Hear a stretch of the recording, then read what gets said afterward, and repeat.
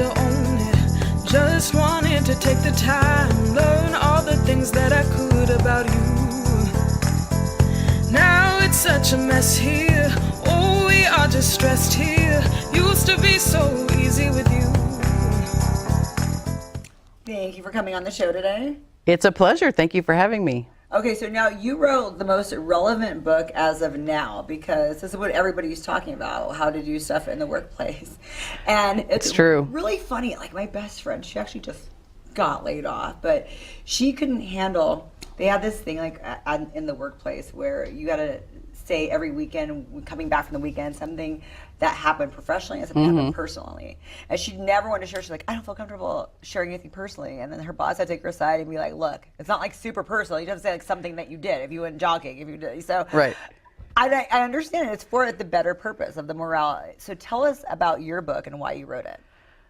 My book is about Gen X and millennials working together. And that, I know it's funny. It is funny. But it is very current. It's very much today's reality. And I worked in a space where, in so many different industries, where the generations have changed over the many decades I've been working.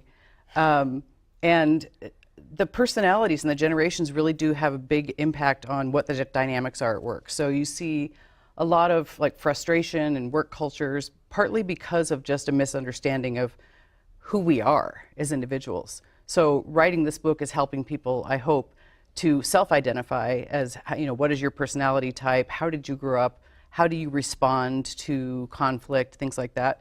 And also understanding how people on your teams respond to conflict, or how they go about their work and how they meet deadlines and things like that. So a lot of it's just a matter of having really good communication and knowing each other. Now that's kind of the key to everything in life. But now we're focusing on how to do the workplace, because I mean that's part of the most efficient thing that you have to do is go to work and create a common goal. Absolutely. I mean, we're spending so much time at work, and people should learn to figure out how to be happy. You can be happy and productive and have great relationships at work, and a lot of people really don't. And my passion for this and writing this book was seeing so many people super stressed out at work, and it just doesn't need to be that way. There's a lot of tools you can use to just, you know, bring your whole self to work and be productive and be coachable and ask good questions.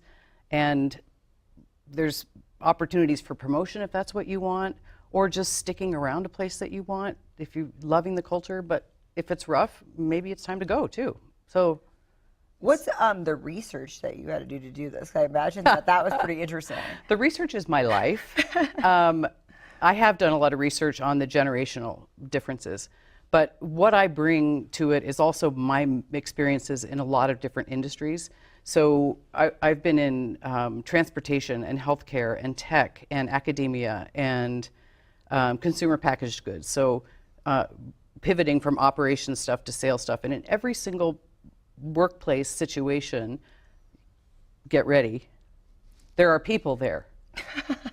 So the people need to learn how to work together and to enjoy themselves. And so a lot of the researches and things in my book are stories, places where I've been a miserable failure as a leader because I didn't understand my people, or where I've done amazing work in inspiring teams. And so it really is kind of an historical look at life through my lens, but also really observing people at work. And I'm always super zoned in on how people are responding.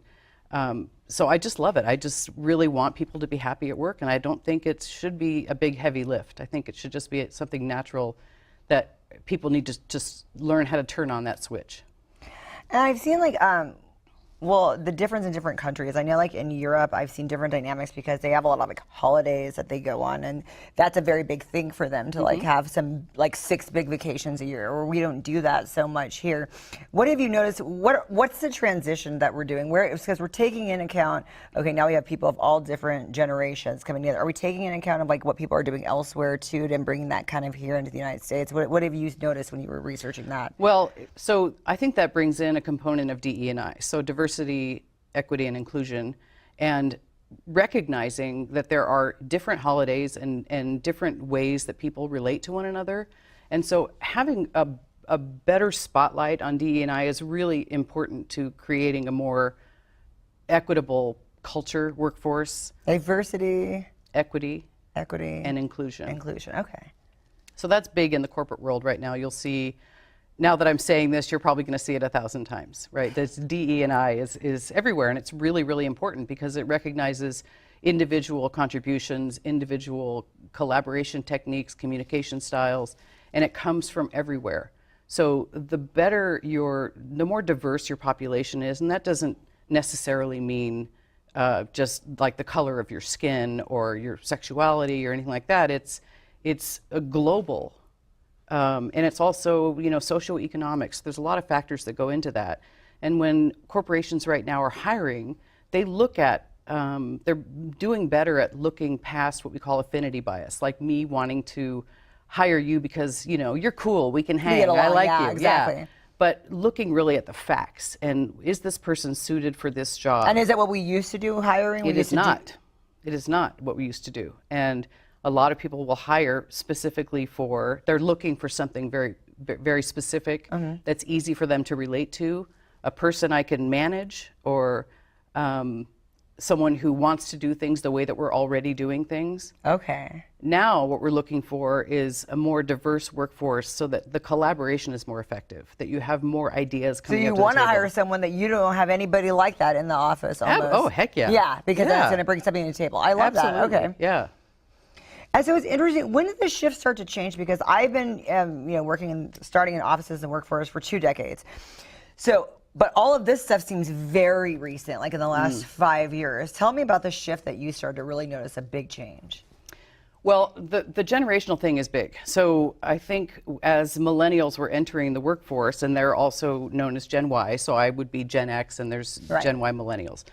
And that shift started to put a spotlight on the new workforce coming in with a real sense of identity and a sense of what they wanted to do with the world, and also a sense of technology. They grew up with technology. Right. And so that technology shift was at the forefront of this, but it also carried with it a new generation. So this shift has been going on for a long time. There's just this really long arc, and I don't think we're ever going to really land. But what we're seeing right now is millennials and Gen Z, which is the generation after millennials, are probably not going to have the same big hurdle in communicating with each other and collaborating with each other as we've seen between Gen X and millennials. So this arc is going to probably go on for some time, but I think the reason I wrote my book on this is that this is a pain point for people at work, and feeling misunderstood on both sides of that. And technology was a big thing. That was the big boom that made us have a big shift of not understand. Okay. Yeah, I think so. And so then you hear now, young people are lazy. They don't have a work ethic. What do you have to say on that? I think that's, am I allowed to say? Yeah, you can bad say words it. in here? I think that's a load. Okay. I think that it's just a different approach to work. Millennials and the generations to follow will have a better sense of work-life balance, for example. The boomers and Gen X, you stayed with a job longer. If you were jumping jobs too many times, it is perceived as being disloyal.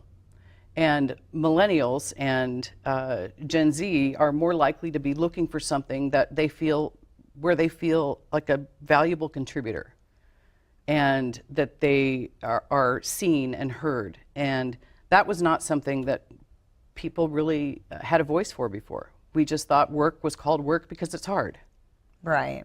And so, I guess that's my answer to that. Well, no, 'cause I hear different things. I see different things. I'm like wondering. That's why I love that you actually wrote a book to really help us kind of understand and sort it all out. I love having fun at work. I have a sense of humor. I am struck by how many people come to work with so much stress on their shoulders. And it's not just the workplace that brings that. It's, of course, we have the post-COVID, the post-pandemic. Now we can officially say that, I guess, as of last Thursday, that mental health crisis has been an all-time high. And so at work, we need to feel comfortable. We need to find a way to release some of that tension and find our people. And I think it's just really important for us to be able to have a sense of humor at work, to laugh when someone makes a joke. It's not outside of the realm of corporate communications to have fun. So I want to see that in people. I used to ride Muni in San Francisco to work when I was an early manager, and I would hear people all the time complain about their managers. And my manager doesn't understand what I do. They don't ask me any questions, and they just assume I have all this time on my hands and that I get to do all these, Right, why yeah. do I say no to anything? And as a manager, I'm listening to these conversations, and I was very struck by them. That they're dissatisfied with their leadership. And as a leader, I was listening to that and wondering, am I that person? But on the other hand, I also wanted to say to them, and this is something that I said in the book, I just wanted to say to them, do you have any idea what your manager is responsible for? It's not, the world is not focused on, your manager isn't focused on you as an individual. If you need something and you're feeling unseen, have the courage, and I say this understanding that it's really hard to do this. It's really hard to be brave about this, but to say that to your manager and say, I'm feeling like I'm being overlooked for certain opportunities, just as one example. What do I need to do? Is there something that I'm doing that is preventing me from getting to the next level? And now you've opened up a conversation, and you've allowed yourself the opportunity to let your manager do something about that. Whether they do or not is not up to you. But you can't hold somebody accountable for information they don't have.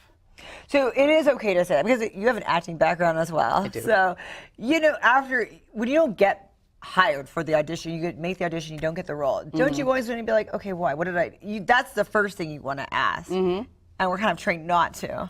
So Yep. this is a difference. So now we are allowed to say, hey, what do I need to do to get what I want, and this and that. And that Yeah, I think so. And I think the acting world is so different because, you're looking for a specific character type or something. And if you look like the casting director's ex, then sorry for you. Right, you're never right. going to know that. But in the workplace, I do want people to feel empowered to have a conversation that could be pivotal for their careers. And to say, I feel like I'm working really hard and nobody's noticing. And the counter to that, in my mind, but it's not what we say out loud, is you're busy, but are you productive? Right. Are you working on the right things? Are you working on things that are going to help our organization get to the next level, like achieve more revenue, have better communications, streamline our operations? And getting real clarity about what role you can play to help meet those goals is going to take you miles in your life. And it does take a lot of courage to have that kind of a conversation. And so what I like, and now we're going to do the flip side of this. You've said you've been doing this for decades. I have. I'm 117. 117. Yeah. So a lot of people are saying now on your end that they're getting overlooked because younger people are coming and taking their roles, and then now you're having to take orders from people younger than you. What do you say to people that are saying that? Well, to go back to sort of the interpersonal dynamics and understanding the people that you're working with is really, really important. And it's very possible, and obviously this is a general statement, but if you keep getting overlooked despite your age and your seniority, there might be a missing piece in there for you. Maybe you're not as good a collaborator as you think. Maybe you're protecting your workspace and not sharing things with people because you want to be recognized for your own work. And now the world is very collaborative. And a lot of the students today work on project teams a lot more than doing just your solo homework. And that's the world I grew up in, was solo homework. So if you haven't adapted to learn how to be a good collaborator, a good listener, to be coachable, then you're going to end up on your own island.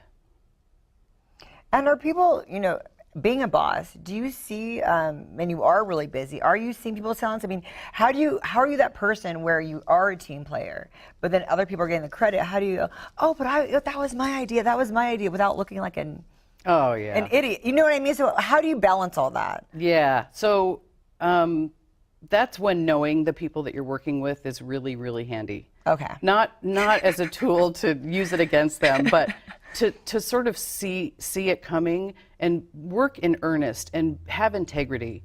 I think the people who start fighting for attention and politics start getting seen for being difficult. And so sometimes you just have to let it go. Other times you can, again, approach the people who are handing out these rewards, awards, whatever, and say, you know, I'm noticing that this person is getting a lot of accolades, and what can I do to step up so that I'm contributing at that level? And maybe the answer you're going to get could be pretty shocking to you. You might have no idea. But I would say the wrong thing to do is to fight back about it, you know, to dig in and to be disgruntled. If I said this right in the beginning, if it's not working out, if the vibe isn't right, or you're feeling like you're not going to get anywhere with this organization, that is another step of courage to just decide maybe this isn't the right place for me, and move somewhere where you're going to get the appreciation that you feel you deserve. I love that. No, you're giving me so many good points. What's your history? So you're a boss lady. That's just that's just be your nickname. What's your what made you decide to write this? I know it's your experience, but do you have like a writing background? I know you have an acting background. Tell the viewers a little bit about your background. I am I've been an actor for a long time, but I've also been in the corporate world a long time. I actually was on a national tour when I was in my early 20s, right out of college. And when I was flying back from the tour, I had a grand mal seizure on an airplane. I know, it's so funny. And I was taken off the airplane, was taken to the hospital, was in the hospital for a few days. I was supposed to do another show right after that. And I had so many medical bills that I had to get a regular job. My mom worked at a hospital, and I got a job as a temp job working literally underground in the basement doing data entry, and I thought I was going to lose my mind. Oh, so gosh. I looked for another job. Probably no sun at all. It was, I just would like come up and gasp for air and then go back down. Oh my gosh. And I ultimately ended up in the Department of Pediatrics, and I ended up being there for 10 years. And I started out by someone handing me a phone list at the front desk and saying, this is how the phone works, and they walked away. And I thought, okay, so I'm on my own here. So I just basically figured out how everything worked. And over the course of the years, I was supervising a lot of people, and then I was supervising more people, and then I'm managing nurses, and I'm managing all the schedules. And I got this corner office overlooking the Golden Gate Bridge. It wasn't horrible. And I was there for quite a long time, and in doing that work and having that paycheck and then going straight from work to the theater was great for me. I loved it. And so I've always fired on both sides of that. And I left there and went into investment banking, not as a banker, but as an administrator for the West Coast for an investment bank. And then I went from there to Dolby, which is a tech company. I thought these are more my people. And every place I went, I was just given more and more responsibility. And I just really love working. I love working with people. I love solving problems. That's like, I am hardwired to solve problems. It's just who I am.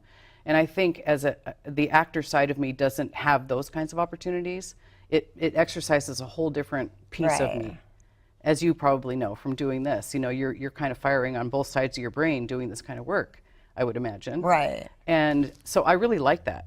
I like having both things going for me, and I've kept them very separate from each other for my entire life until recently. I'm sort of like kind of cracking open to see how I can merge these two worlds, because I've purposefully kept them separate, because I think as a boss lady, to say, I'm going to go sing at a cabaret tonight, people will be like, what?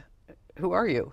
So I just kind of kept that as a side thing because I think it minimized my impact as a leader. That's what I felt at the time. But now you're realizing that that brings you more down to earth. People think you're cool now. You're not just a boss lady. You have People totally think I'm cool. You're like, they're like, now she's doing this. So I like that because it's like you could be a well-rounded individual and do this, and that's kind of what you're saying, and we can kind of bring that into the corporate world. Yeah, and I think it should be okay to talk about what you do at work. And to your point about people coming on Monday mornings and reporting in, what did I do that was fun over the weekend? People want to know, who you are in the world outside of this work. And I think that does help to bridge the gap.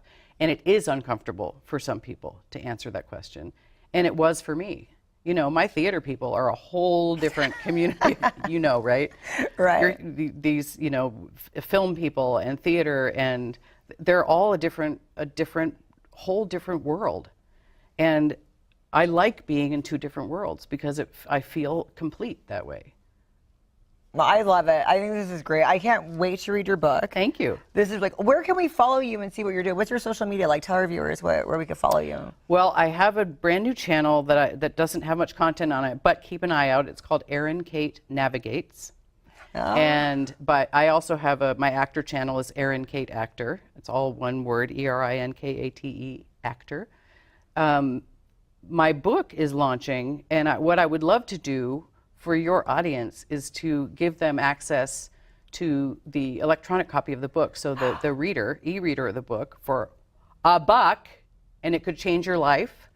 So that if you want to do that, if your readers want to sparkle, go to www.working-courage.com. And find that book there, and then the hard copies are coming out a little bit down the road, but you can pre-order that as well. I love that. Well, and thank you for writing that book. I know you're busy, so take time and be like, I can tell you're one of those people, you thought this knowledge needed to come out. That's why you wrote the book. Thank you for taking the time to do that and diving into that world. Thank you so much, Sparkle. This was really, really fun. I really appreciated it.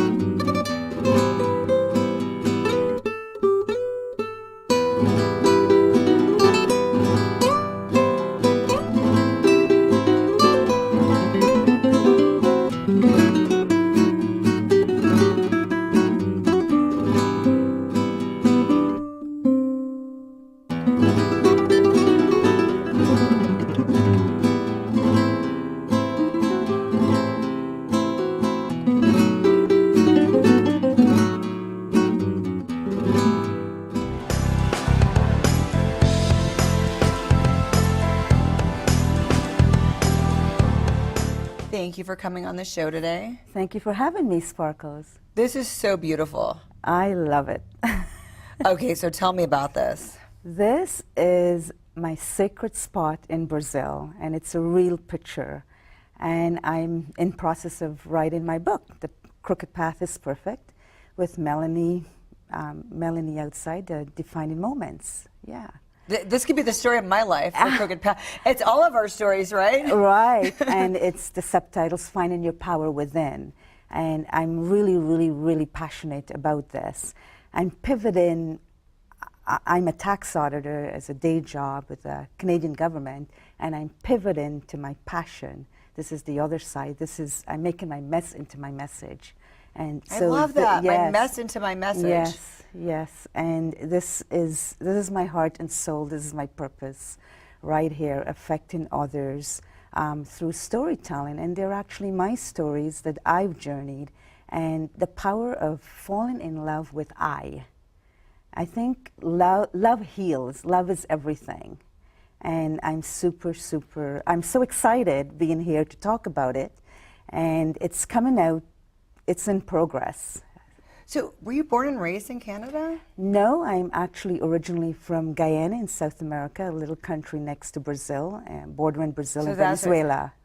You said the about so Canadian. I was like, But I've been in Canada most of my life. Yeah, I love it. That's why I love the combo. This Yes. is amazing. And so you were a tax collector in Canada. How do they feel about that there? I know here you're not liked so much for that. Well, no, we're not. So it's a complete opposite because, you know, that's my day job. That's my analytical side. That's how I put food on the table. Oh, I understand that. Yeah, I'm just saying that, yeah. you know, here it's like, and I had someone on the other, she was amazing. And it's like, Yes. how you guys do what you do? Because I know you have so much coming at you. So much. And then people think you're the enemy. You're not the enemy. You're just doing a good job. Just doing a good job. And I've been an auditor for 25 years. So now we're switching gears, doing something that's very hard and doing your passion. How did this happen? Well, there is a backstory because there is a story. I was diagnosed with cancer at the happiest time of my life, on my wedding, basically. No way. Yes, way. So it's like, oh my God, how did this happen? You know, I've done everything right. I've drank the vitamins, Healthy. ate the right foods. I'm preparing for black belt in Taekwondo. What happened? I'm married to my Californian love, and when I look back at it, it was all the years of dark emotions. You know, have you ever been sideswept by an event? It could have been a divorce, a loss of job, an illness. For me, it was always something about affairs of the heart, and I didn't have the tools that I didn't know how to help myself. So I was swimming in dark thoughts for so many years. And when I actually made the decision after so many years, I just go, this is it, I'm done. I've got to make a decision to love myself or be happy. So I went on a journey, and it's my journey of traveling within. And the tools that I've accessed, and I've gotten it into 3 modules, into spiritual, physicality, and an emotional and mental module. And these are things that I did with persistence and consistency. And I came to a part where one day I said, oh, I actually really love myself. And look in the mirror and go, hey, good looking, I love you. You know, so, and that was really wonderful. So coming back to this cancer diagnosis, I was really at a happy point in my life. However, it's all those years of the darkness. I mean, they affected the cells, and cells have an intelligence. Wow. But at this point, I was actually able to go back into my toolbox and get my tools out again. My spiritual mode, my physicality mode, my, mental, emotional mode, and worked on it again. And if I didn't have those, I wouldn't have survived cancer. So what stage did you have of cancer? What kind of cancer? It was breast cancer, so I found a lump a week prior to my wedding. Yeah, it was devastating, but it sounds really, really awful, but at the same time, it was something really, I don't know how to put it, it was a very exciting time for me, because I didn't know anything that was happening until the day of surgery, and they said, you're fine, it's a fibroid, until a couple of minutes before surgery, right after my wedding. Wow. And then what happened is I just went into another land. I just started calling out for my spiritual master, the Supreme Being, God. The humans weren't around anymore. They just shifted, and I shifted into this space. And I was actually communicating to something else. I was actually giggling, getting out of anesthesia. I was talking to something. And so it's like something, I didn't even know if I had my breasts. And I was talking to this thing and go, hey, do I have my breast? And and I moved my hand towards it, go, oh yes, I do. And then I was coming out of consciousness, and then the reality set what happened. But if I didn't have these tools, I wouldn't have survived. And at that time, it's like my purpose became extremely defined. I always knew that I was meant for something more, and something else. And many have said that's why I'm an accountant, that's why I'm a tax auditor, because I needed this to ground this side. So I found this spot. My brother was the one that researched around the world and says, how are people cured 50 years ago or 100 years ago that don't have all these Western Right. stuff? And he did his research and he found this remote area in Brazil. And he goes, I'm going to take you there. And everybody thought, like, is he crazy? But I was excited, but at the same time had this, you know, scared. But there was this excitement within. And that was the start of something really beautiful. I love that. Coming back to the cover. In your marriage, you got married, and what happened with your husband? Well, marriage. Well, I was married at that time to California, my Californian love, and I couldn't come to the United States because of the differences in health care. And we've been married 19 years and living apart. And now at this point in time, with Defining Moments and Melanie Warner and signing up for her author program, and shifting and thinking like, I'm going to leave this side and focus, because time, I can't make up for time. There's nothing more valuable than time. That's a valuable currency. So I'm going to come and live here now. And here I am in Las Vegas, where my husband lives, in Las Vegas. And unfortunately, he had a stroke 4 weeks ago. And that was the decision that made you decide you have to move here? Well, I made that decision before, actually, but I don't like coming here. Like, there's been a shift. I just feel like even with my husband having the stroke and seeing he himself didn't love him. He doesn't love himself. He's my pupil. He's a student of mine, because I'm going to be teaching him all the things I've been talking about on the journey, having the courage to go on that journey of journeying within, finding that divinity within, that space within. And it's so important because it equals everything. It equals confidence, it equals self-esteem, it equals strength, it equals beauty. We're all beautiful, we all have royal blood through our veins, but do you believe it? So I've always been preaching this to my husband. Does he believe it? No. But the belief comes from the persistence and the consistency that you've got to use the tools. Like whatever it is, like spirituality for me, for you, it could be walking along the water and you connect, but you have something, you know, consistent. And the physicality is something physical, because you need to breathe, you need to sweat, you need to get that adrenaline, that's happy hormones, or, you know. And mental and emotional, like again, reinforcing, like what are you watching? Are you spending so much time on the television watching what? Politics all day long? You could listen to podcasts, you could read a book, you could switch the channel in your head. So I see my husband, he's here right now.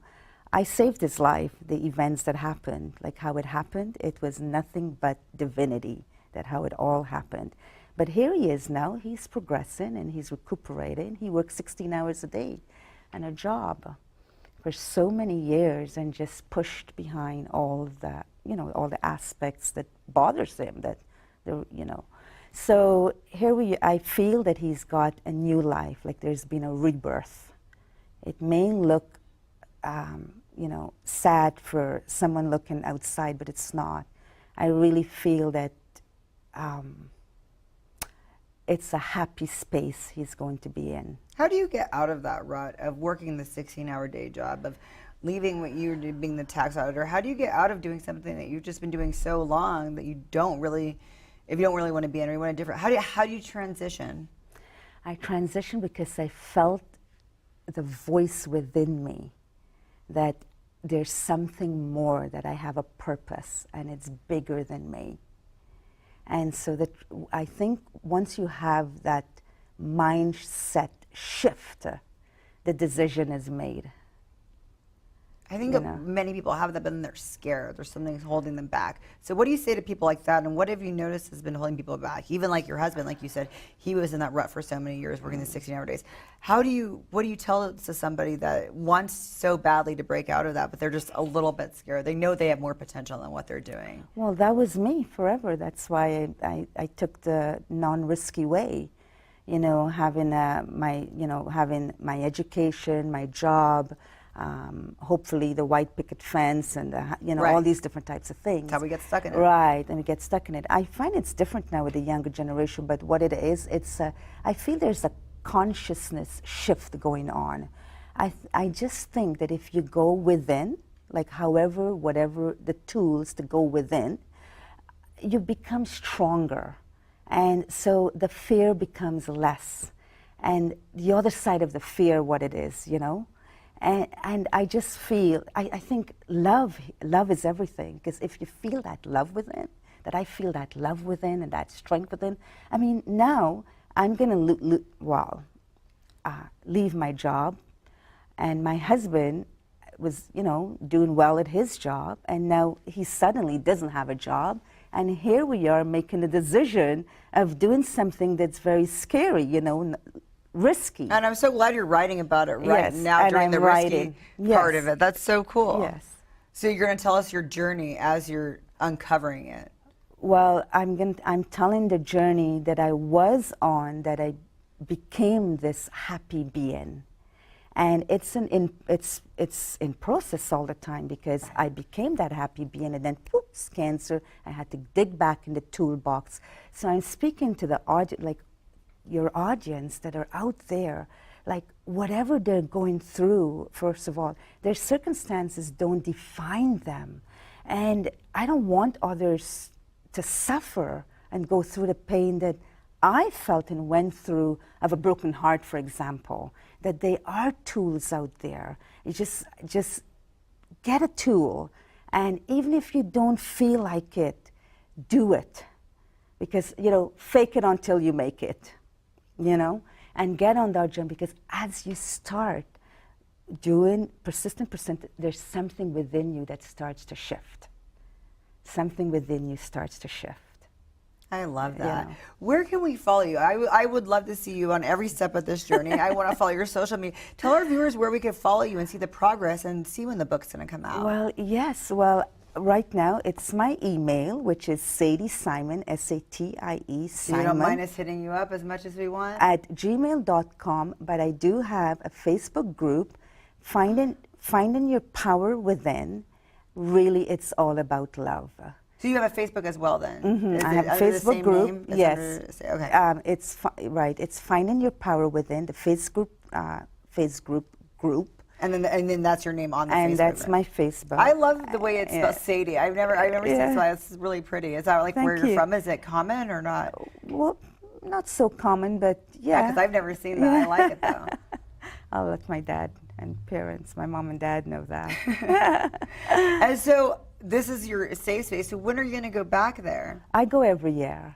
So I was there in last September, and I'll be back this year sometime when it falls all into place. And it's just my sacred spot, is where it's a vortex, the energy is extremely high, the crystals are all under the ground, and this cover, like those are orbs. I don't know if you've ever heard of orbs, but it's my phone that took those pictures, and that's at sunrise, for example, on a prayer trail, and that's exactly what it looked like, the picture. And I love that. I Yeah. love that you did that. Everyone's photoshopping everything these days, and you're like, you actually left the real, and I could see that. I know Yeah. they probably can't see that from here, but I see the circles, and Right. that was your phone. And it was really, really important. Like, I made sure that, it's there. That's how I wanted the cover to be. I love that. Yes. That's so great. Thank you so much for coming on the show today. Thank you so much for having me, Sparkles. And we're going to stay tuned on to your journey. Thank you so much.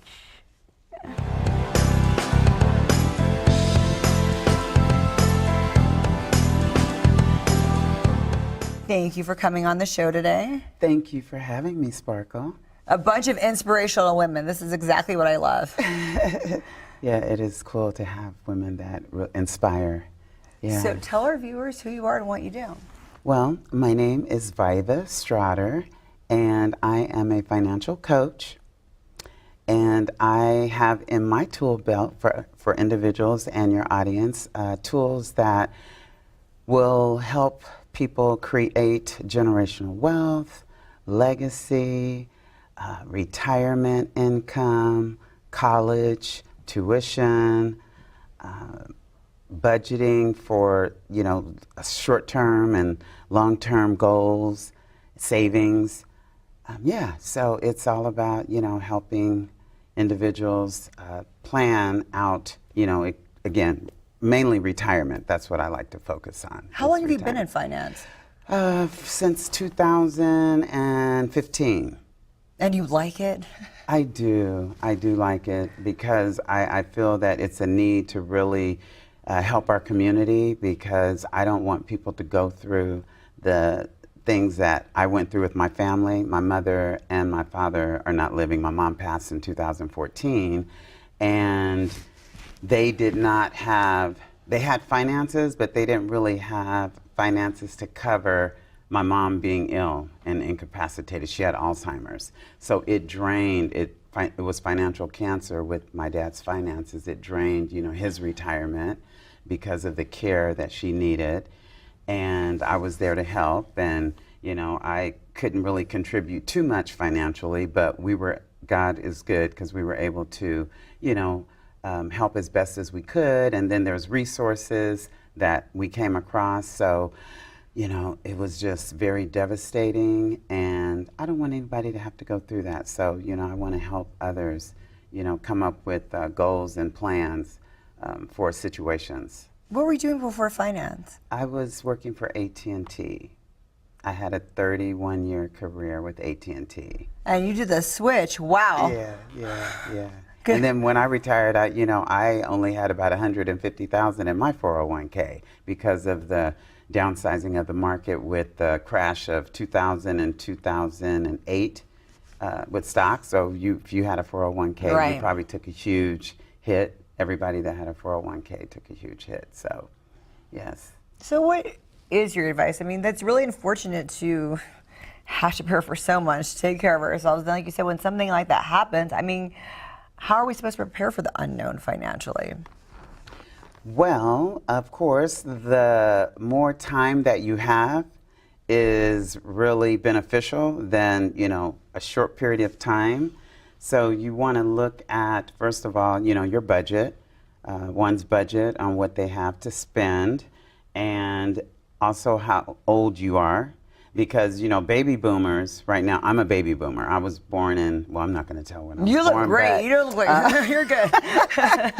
But baby boomers are from 1946 to 1964. Okay. And there's actually about 70 million baby boomers that are living. And every day there's 10,000 baby boomers that are retiring. So, wow. Yeah, that's a lot. So most are not prepared. 52% of America is not prepared for retirement. Well, then I've also heard that, not to sound mean or bad or whatever, we're living too long. We're living more than we were expected to live when we were putting this away and everything.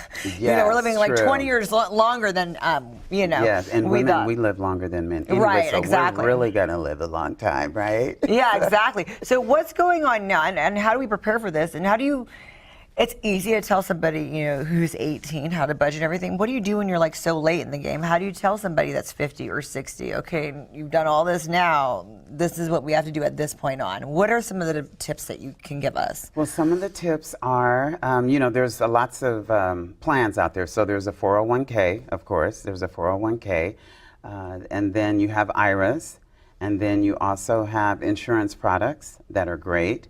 And again, if you have the money to invest, like if you're investing in a 401k, it's great, but there is a downside to 401ks, because you have to pay taxes when you start taking Exactly. your distribution, right? So you pay taxes, and that's painful because you've saved all this money, and then sometimes your company has contributed to the 401k as well, and then now you're paying taxes on that money the company gave you, and what you Right. put in, right? So that doesn't seem fair. But yeah, so if you are young and you have at least 20 years of savings, I mean 20 years to save, you can come up with like $1 million, you know, retirement. I've heard this. Yeah. Okay, so what are some of the steps we have to do that? What are some of the things you have to To do? Well, get that- everybody's different. So really there's assessments that we can do or I can do with individuals that will show, you know, how much they are actually able to budget and to save for that $1 million because And the where we $1 million invested in, that's a big deal, right? What we invest Yes, in. it is. And so there's $1 million can only last you about 20 years if you're 65 years old. So, Right. and like you said, we're living longer, so we're going to run out of money. So we really have to, you know, think about that as well. And, you know, who knows if Social Security is going to be around when people turn 65. And then if we get sick, And like your if- mom did. Yes. So my mom, right. Yeah, so, yeah. So is that a big problem that you've seen people that are investing, they're investing in wrong things? Because I still, you know, never got to handle this whole crypto thing, how that works, if we should invest in it, if not. What do you tell your clients when it comes to stuff like that? Well, because I'm not an advisor, I'm a financial coach. Really, that is, you know, it's their decision because, you know, I've thought about myself investing in crypto. I haven't yet, but My you know, financial advisor told me not to. Really? So, but yeah, I hear, but you know, again, it's an opinion thing. Yeah, as well, it is. so I it kind of is. wonder what your take Yes, on was yeah. that. So I don't know because I haven't invested in crypto, but you know, I was fortunate to take a large lump sum of money from AT&T because I didn't want to take their retirement plan, so I took a lump sum of money and I invested it in a plan Smart. that, yeah, so it basically gave me, you know, high rate of return, and when I was 57 and a half, then I could start drawing the money, but I retired at 50, so I retired very young at 50, so I had to wait 7.5 years before I could access my money, but prior to those 7.5 years, I was able to live off the return. So there's a lot of products out there. Right, It's just, like I okay. say, everybody's different. So, but I just don't want people to go through what, you know, like my parents went through, especially like if you get sick and incapacitated, you don't have any type of long-term care, what are you gonna do? So you need to think about that as well, you know, because you don't have any money, and if you're single, right? If you're single, what are you gonna do? So, And so would you know, it seems like your family was good. They worked. Your dad, you know, had a retirement. You had a normal job. What could you guys have done different to have had the right money from? Like, what could you guys have done different when you what guys we were could already have done successful? different was had someone that had approached us with options and resources to For say, investing. hey, yes, Okay. yes, we would have invested and into, you know, a type of plan that again would give us $1 million or, you know, enough money to take care of something if you're sick, because there is income replacement as well if you're incapacitated or you get diagnosed with a chronic illness individuals don't know about it. What is income replacement? That well, it's a policy. It's an insurance policy. It's a type of insurance policy. So that we pay into, and Yes, that you way, pay okay. just like a 401k. Okay. Yeah, and 401ks are good too because sometimes that's the only way individuals can save is it has to come directly out of their paycheck. You know, they don't see it, they don't miss it. Right. So it really is a good plan. It's a government plan, of course, but it's a good plan. But if you know, they're able to again invest in another product aside from 401k without paying taxes, of course, I would say it's an insurance product. So we're supposed to have all these things. We're supposed to have life insurance, now Yes. income replacement. So what if we're in a certain budget and we can only have one or the other? At what point do you tell somebody, okay, you should invest in income replacement and not your life insurance? How do you give advice like that?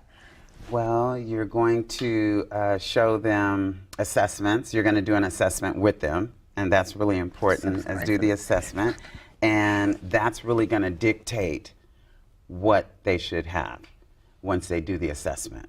So like if you maybe have a history of like illnesses, or you seem like you might get sick, to put it into that instead of the life insurance, or to maybe just get pay a little bit less into each and have less benefits of each. I mean, are those options? Those are options, but usually this one product, it has everything. So it'll take care of you if you get sick, or when you retire. So what's that? What's the one product? It's called an Index Universal Life, Index Universal which Life, is okay. that acronym IUL.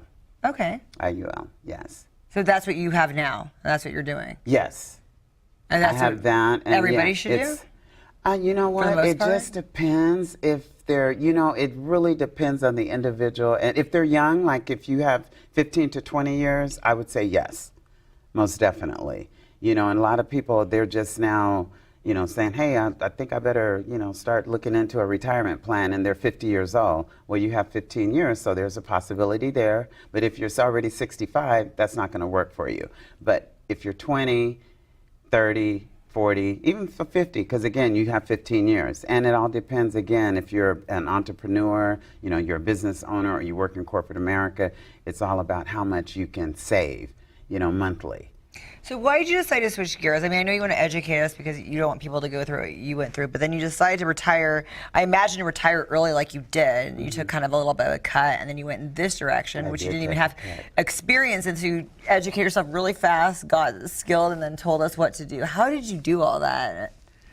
Well, again, it happened with me losing my mom, because my mom, and dad, they worked so hard, and my dad worked hard for his money. And then he didn't think about, he wasn't thinking about, the future, what if. So, and when it happened, again, it was just so devastating. And I said, you know what, I just have to educate people about this, because it's also something that I was able to take advantage of, in my early years of working. And so, and it's something that a lot of people don't know about. It's been around for a long time, and a lot of people just don't know about it. And again, they don't think about, the future. So is it something too that like you sell, that like we can come to you and get these plans? Well, yes, they can. Okay. They can. And Yes, they so can. that is something that like that you kind of work for a little bit for them, or you help tell us a little bit about that. Okay, well, they would do an assessment. I would do Assessment, so, like So your we get a hold audience of you for actually can assessment. get my email, Okay. and then I can do a free assessment. The assessments are free, and then we go from there.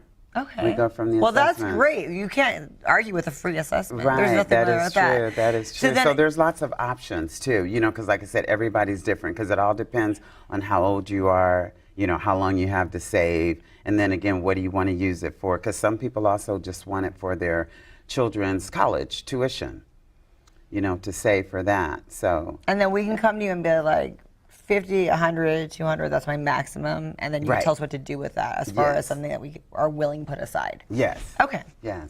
it Well, is. that's really great. So what is your email?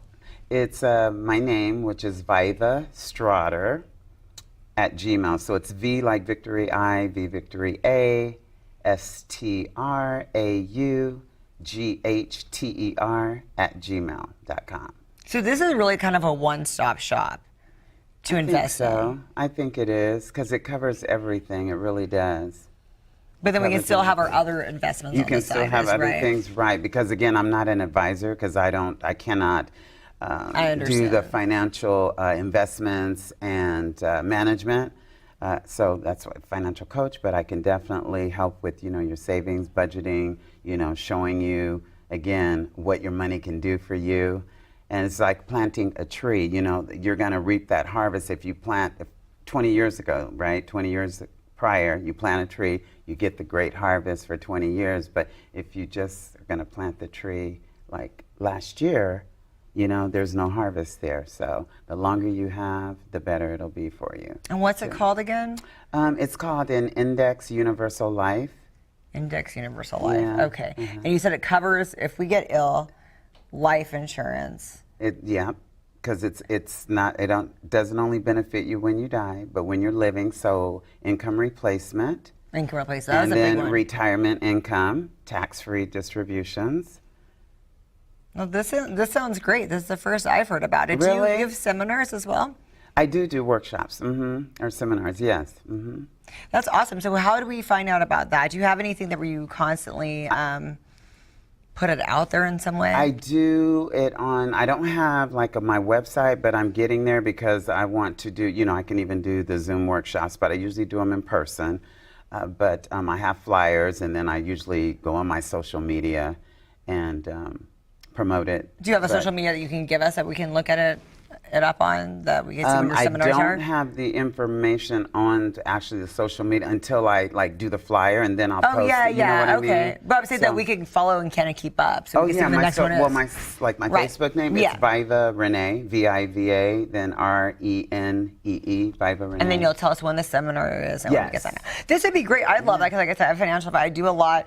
Heard a lot of bad things about crypto. Not like I'm anti, but I'm just, that's why I love to get new people's information and fresh, you know, information on what is out there and what we should be investing in. It's definitely important to keep. No, it is. To keep educated on that. So I'm really glad that you're here to explain that to us and about your family. I'm sorry you had to go through all that. Yes, I know. It's you know, like I said, it's all about I can, you know, help someone else. That's what I, you know, want to do, is want to reach out to as many people as I can so that they can see that there are resources, there's other options, and yeah. There's really resources for everything. We There just don't know is. what they are. Don't exactly. And so this is a, you know, great resource, and again, I just love helping others, and want to see everybody, you know, thrive and, you know, have a great legacy and create also generational wealth as well, and yeah. Well, thank you so much for coming on our show today. Well, thank you so much for having me. I appreciate it. Thank you.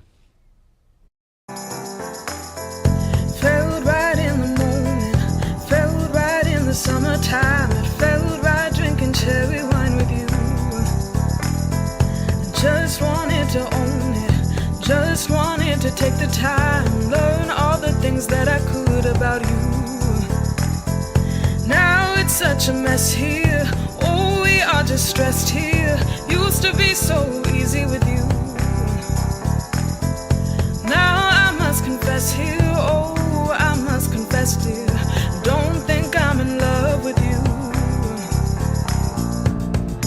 Winter is coming and I don't know what to do, and there's no more use in running, no more running to you, and I don't want your loving, I don't wanna be just friends, knowing all this time we were playing pretend.